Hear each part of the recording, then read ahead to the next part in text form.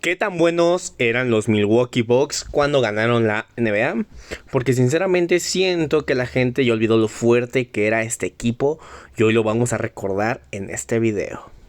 Así es, bandita, como ya escucharon, vamos a recordar cómo los Milwaukee ganaron y les vamos a dejar unas jugaditas de fondo mientras hablamos de este gran equipo.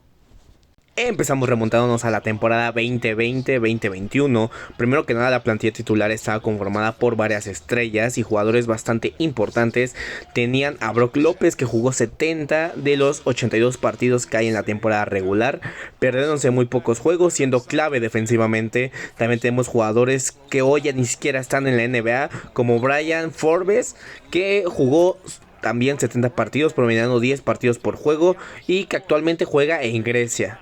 Otro jugador bastante importante era Pat Connaughton, que años después terminaría saliendo del equipo, pero esta temporada aportó muchísimo desde la banca.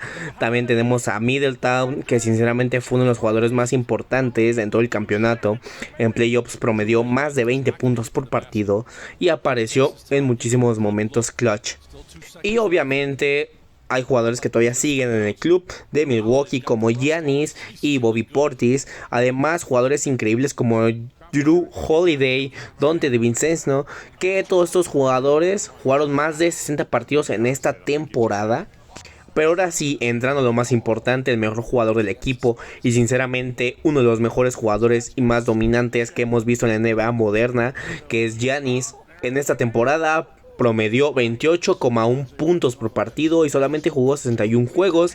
Aproximadamente fue el mejor anotador de Milwaukee en 39 partidos y su mejor marca fue de 49 puntos contra los Brooklyn Nets.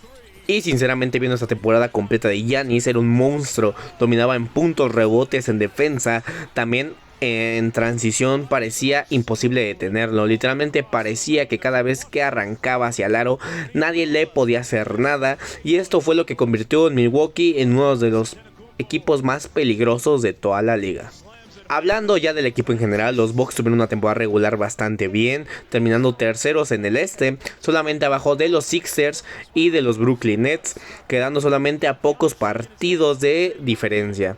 Su mejor racha de victorias fue 8 consecutivas, comenzando el 19 de febrero contra los Toronto Raptors y terminando el 24 de marzo contra los Boston Celtics.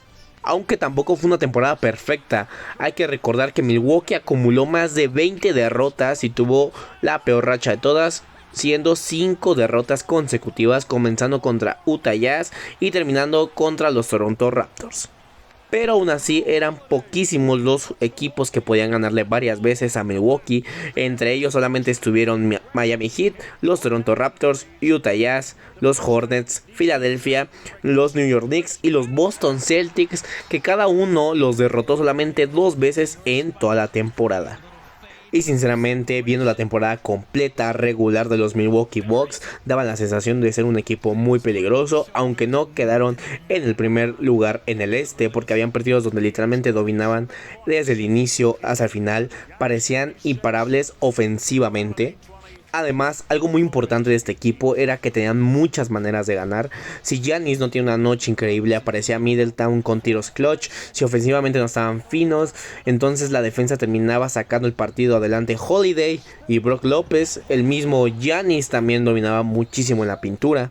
Y algo que mucha gente se les olvida es que los Milwaukee le competían bastante bien a casi todos los equipos contenders de la liga, contra equipos fuertes como los Nets, los Philadelphia 76ers, Los Angeles Clippers, Boston Celtics. Siempre daban pelea y demostraban que a cualquiera le podían competir.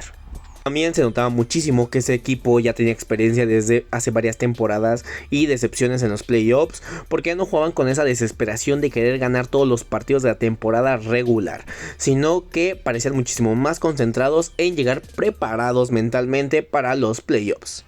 Aunque tuvieron malas rachas durante la temporada, cuando Milwaukee encontraba el ritmo era dificilísimo detenerlos, porque Giannis en transición parecía imposible parar. Alrededor tenía jugadores que encajaban perfecto con su estilo de juego. Middleton apareciendo en momentos importantes, Holiday defendiendo a todos, Brook López protegiendo el aro y muchísimos tiradores abiertos esperando el balón. Sinceramente, viendo esta plantilla completa, ya sentía que Milwaukee tenía todo para competir por el campeonato. Luego llegaron los playoffs, donde sinceramente vimos la mejor versión de Giannis. En postemporada promedió 30 puntos y casi 13 rebotes por partido, una absoluta locura. Además, jugadores como Brook López, Middleton y Holiday jugaron prácticamente toda la postemporada, siendo fundamentales para el campeonato. La primera ronda fue contra los Miami Heat, el mismo equipo que un año antes había eliminado a Milwaukee, donde mucha gente pensaba que otra vez les iban a ganar. Pero esta vez fue completamente diferente. Los Bucks salieron con la mentalidad totalmente distinta. Literalmente barreron al Heat. Cada partido parecía una exhibición distinta de alguna estrella de Milwaukee. Y desde ahí empezaron a demostrar que iban muy en serio hacia el campeonato. Después vino la serie más complicada de toda la postemporada contra unos Brooklyn Nets, un equipo donde jugaba Kevin Durant, James Harden, Kyrie Irving. Sinceramente, para muchos estos Nets eran el mejor equipo de la NBA. La serie comenzó terrible para los Milwaukee, perdiendo 2-0 y parecía que iban a ser eliminados fácilmente, pero poco a poco empezaron a reaccionar, empataron las series 2-2. Después Brooklyn volvió a ponerse arriba 3-2 y es donde Milwaukee estaba contra las cuerdas, teniendo que ganar sí o sí los siguientes dos partidos. Aquí fue donde Giannis empezó a verse como un jugador histórico, dominó gran parte de la serie, siendo el mejor anotador y reboteador de los Milwaukee en varios partidos, aunque también hay que decirlo, las lesiones cambiaron muchísimo esa serie. Kyrie Irving no pudo jugar todos los partidos, James Harden estuvo muy limitado físicamente. Nunca sabremos qué hubiera pasado con que los Nets hubieran estado completamente sanos, pero aún así Milwaukee aprovechó su oportunidad y terminó llevándose la serie 4-3 en uno de los Game 7 más intensos que hemos visto. Después llegaron los finales de conferencia contra los Hawks, que venían inspiradísimos después de eliminar a los Knicks y a Filadelfia, pero sinceramente Milwaukee era un muchísimo mejor equipo. Ganaron la serie 4-2 con actuaciones increíbles de Giannis, Middleton y Holiday, dominando la mayoría de partidos y demostrando que estaban listos para ganar el campeonato. Y finalmente llegaron las finales de la NBA contra los Phoenix Suns. Un equipo bastante fuerte con Devin Booker, Chris Paul, Mikal Bridges y DeAndre Ayton.